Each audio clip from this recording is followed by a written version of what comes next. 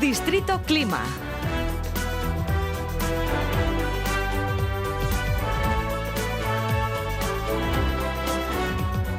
Durante las horas de incertidumbre del apagón surgió la teoría de la vibración atmosférica inducida, es decir, que alguna alteración del entorno, como vientos específicos o cambios extremos de temperatura, podrían haber interferido en las líneas de alta tensión, provocando oscilaciones que derivaran en el colapso del sistema. AEMET y todos los expertos meteorológicos lo desmentían en redes al poco tiempo, dejando claro que no se detectó en España ningún fenómeno meteorológico o atmosférico inusual durante el momento en el que se produjo la incidencia. Pero hemos querido aprovechar este asunto para buscar o analizar posibles vinculaciones, ¿no?, entre apagones, meteorología, aquí en Distrito Clima, como siempre con Santiago Gaztelumendi, director de Estrategia y Coordinación de Euskalmet, la Agencia Vasca de Meteorología. Santiago Arratsaldeon, ¿qué tal? Muy buenas tardes. Arratsaldeon, buenas. Y empezamos quizá explicando eso, ¿no? ¿Qué es la meteorología para la energía? Sí, podemos empezar por ahí. Pues meteorología para energía es una rama de la meteorología que tiene muchas, como sabemos, que se enfoca al estudio y análisis de condiciones atmosféricas, en este caso con el objetivo de optimizar generación, consumo, transporte y distribución de energía, que hablaremos a lo largo de los minutos que tenemos por delante, ¿no? Importante darnos cuenta, la producción de energía. Bueno, pues sabemos que, luego damos detalles, de energía solar depende de radiación solar, la eólica del viento. En la demanda de energía, pues ya sabemos, avanzamos que las temperaturas extremas aumentan el uso de calefacción o aire acondicionado, ¿no? Y luego la infraestructura energética, que es algo un poco menos conocido, pues también tiene su impacto a la meteorología, como veremos. ¿Sí? ¿Puedes mencionar algunas aplicaciones clave en este campo?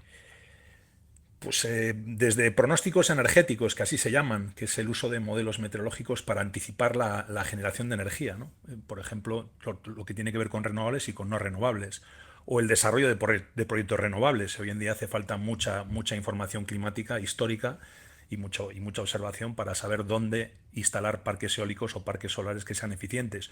O la misma gestión de operaciones, ¿no? que hay muchas industrias que ayudan a efectuar los mantenimientos, operaciones necesarias en los momentos más oportunos, no cuando la meteo no acompaña. O lo que nos ocupa desde el lunes, ¿no?, la planificación, la operación y la gestión del riesgo en las redes eléctricas, ¿no?, ayudando a prevenir riesgos en la producción o distribución, es decir, apagones o sobrecargas motivados por fenómenos meteoclimáticos extremos que no son tan extraños, ¿eh? Y también para asegurar, cómo no, que haya ese famoso equilibrio entre la oferta y la demanda. Claro, porque se dice, ¿no?, que hubo más oferta que demanda. ¿Qué es eso? ¿Cómo funciona el sistema energético español? ¿Qué es eso de casar oferta y demanda, Santi? Bueno, el sistema energético español, la verdad es que yo creo que ni los más avizados expertos lo explican en pocas palabras, ¿no? Entonces, lo voy a intentar, pero me dejaré muchas cosas en el tintero, ¿eh? Porque no soy experto, aunque algo de esto sé. Entonces, fundamentalmente lo que tenemos que entender es, primero, es que es un mercado liberalizado, por lo tanto es un mercado. Si es mercado, es que hay oferta y hay demanda. Entonces, la oferta la dan cada día las empresas generadoras y la demanda la tenemos que prever, la prevé Red Eléctrica Española para el día siguiente, para cada hora del día siguiente. Entonces, lo importante es que hay un operador del mercado, que es el que lleva a cabo la subasta, y ese es el que casa la oferta y la demanda. Y ahí es donde aparecen los precios marginales y ese tipo de cosas que no hay lugar el comentar ahora. Lo importante para nosotros es entender que hay diferentes agentes, y lo importante es, hay un agente que quiere producir porque quiere vender, hay un agente que tiene que poner orden, que es Red Eléctrica Española, porque es la que distribuye, la que transporta la energía, y es además la que tiene que operar al día siguiente. Entonces, lo que se desajuste, la oferta y la demanda prevista, va a caer en su tejado y va a tener que lidiar con eso. Entonces, hay otros mercados alternativos, incluso hay un mercado posterior que se llama mercados de ajuste, que precisamente es para evitar esos posibles desajustes que se puedan dar, ¿no? Y luego estamos diciendo, hay generadores de energía, básicamente las empresas que generan son térmicas, son hidráulicas, es solar, es eólica, etcétera. Y la parte en la que entra Red Eléctrica Española, que es muy importante, es esa parte de transporte. Luego recordémonos que hasta de las subestaciones a nuestras casas o empresas hay otros que gestionan esa parte de la red. Pero aquí hablaremos sobre todo de esa parte de transporte, que es la red de alta tensión, la que realmente ha fallado y ha mandado todo al garete. Y la meteo juega un papel relevante, ¿no?, en la oferta, la demanda y en el transporte y la distribución, ¿no? Pues claramente, tanto en la demanda como en la oferta, como en ese transporte y distribución, ¿no?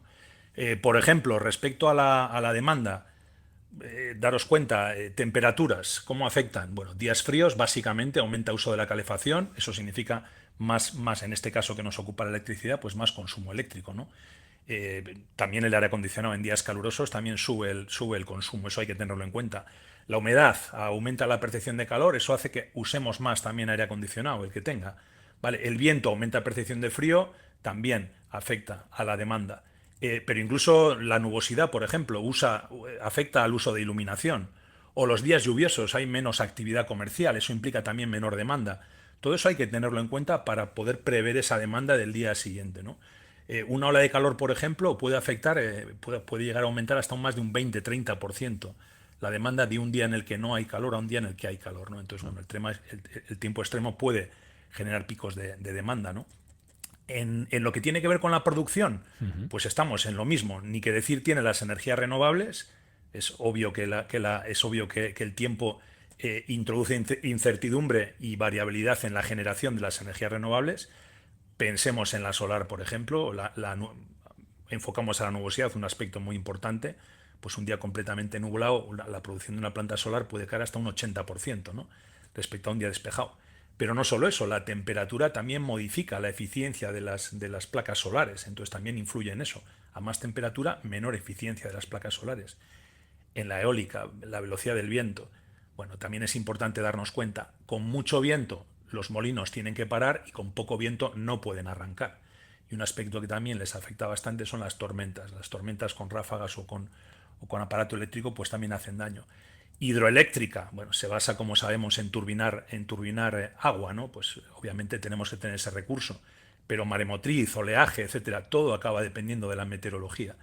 Una curiosidad respecto a la generación, no solamente las renovables, las plantas de ciclo combinado, por ejemplo, también tienen una cierta dependencia respecto a la meteorología, respecto a las condiciones del combustible que queman y del aire y del comburente, ¿no? Entonces, pues no sé, por ejemplo, en condiciones de aire frío, más denso, más oxígeno, mejor combustión, mayor eficiencia, y viceversa con aire caliente.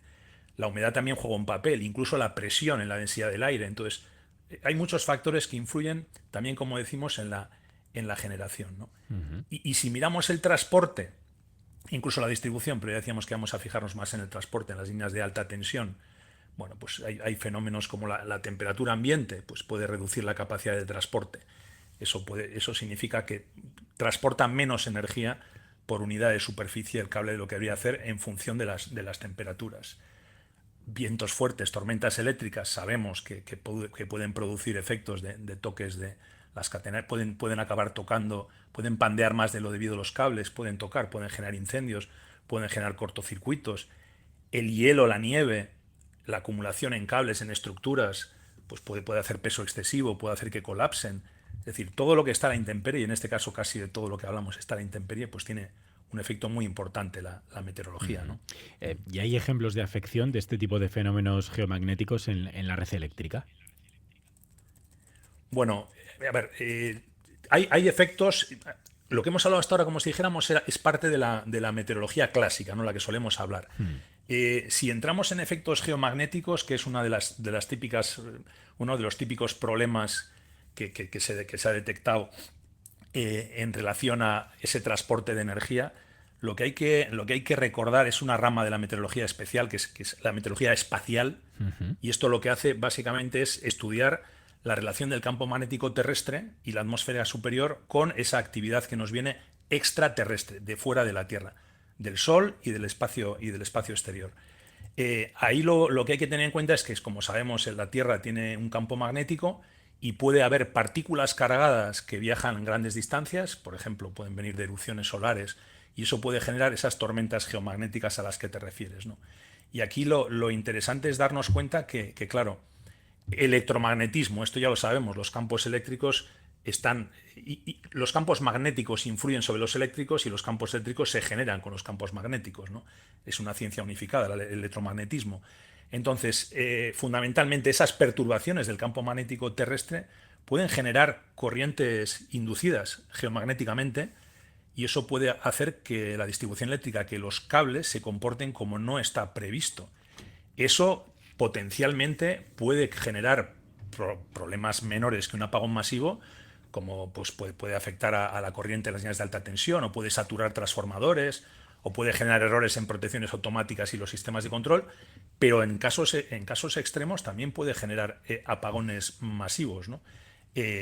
Comentabas, ¿hay ejemplos de esos apagones masivos? Hay ejemplos.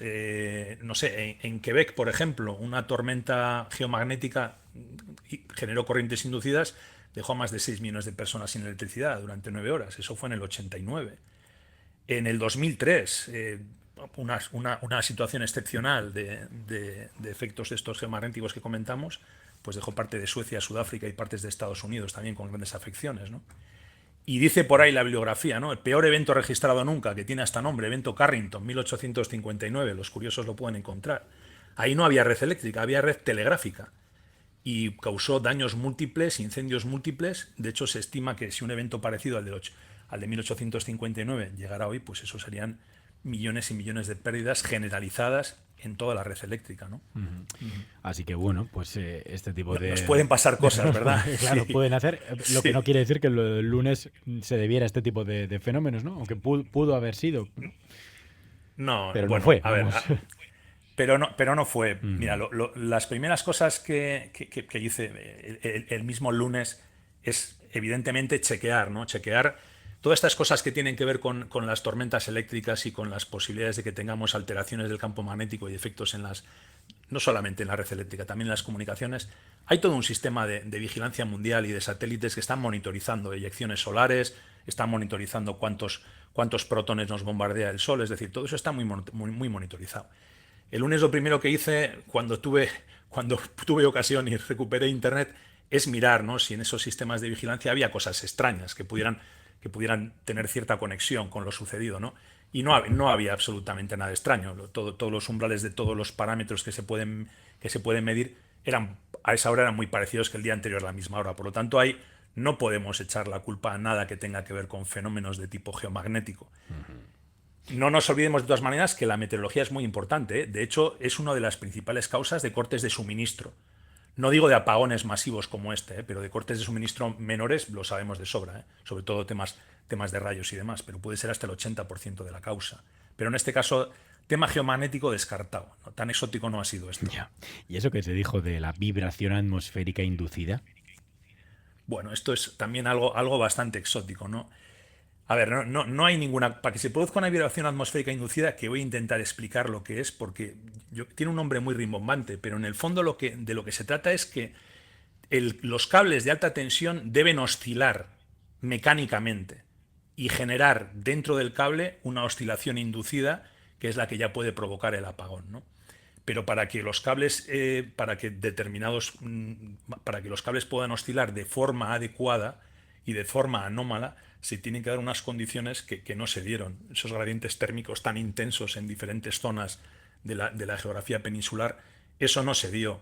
Entonces, teóricamente esto puede pasar. Sí, los cables pueden sufrir dilataciones, contracciones irregulares, eso puede alterar la forma, puede alterar la tensión mecánica, pueden aparecer oscilaciones eléctricas, vibraciones físicas, eso puede llevar a desequilibrios en la famosa frecuencia de los 50 Hz, y eso automáticamente puede generar que el sistema, para protegerse, empiece a desconectar, como desconectamos nuestra casa cuando detectamos una sobretensión. Nos saltan los plomos y nos protegen todos los electrodomésticos. Los generadores también se protegen de este tipo de problemas, y antes de echar a perder todos los sistemas, todas las turbinas y todos los sistemas de generación, saltan sus plomos, permitirme la expresión, y se protegen de este problema, se desconectan de la red, ¿no? Lógicamente eso agrava el problema. Bueno, en los últimos segundos, rápidamente, Santi, ¿qué previsión nos espera? Ya nos decía antes Eneco Mazo que mañana parece que se va a nublar ya un poquito, ¿no? Bueno, Puente, sí, pues fundamentalmente. De nuevo, la meteorología que nos espera estos días, el tiempo, motivado sobre todo por esa borrasca que tenemos al oeste, algo de aire frío se va a ir acercando. Eso significa que seguimos con viento sur-sureste con cierta intensidad a las madrugadas de mañana y pasado hasta el sábado. Luego ya entramos el domingo en componente norte, y esa inestabilidad que os comento pues puede acabar trayendo alguna posibilidad de algún chubasco que podría ser tormentoso tanto para mañana jueves como para viernes como sábado. Situación bastante cambiante, recomiendo mirar los pronósticos porque podría ir algo mejor de lo que estoy diciendo. Y luego, Vale. importante, de temperaturas andaremos todavía con temperaturas altas, 20-25 grados. Bueno, o sea que bueno, agradable. Eso es. Muy bien, pues Santi Gastelumendi, director de Estrategia y Coordinación de Euskalmet. Un placer como siempre. Hasta la semana que viene. Venga, pues, agur, hablamos, agur.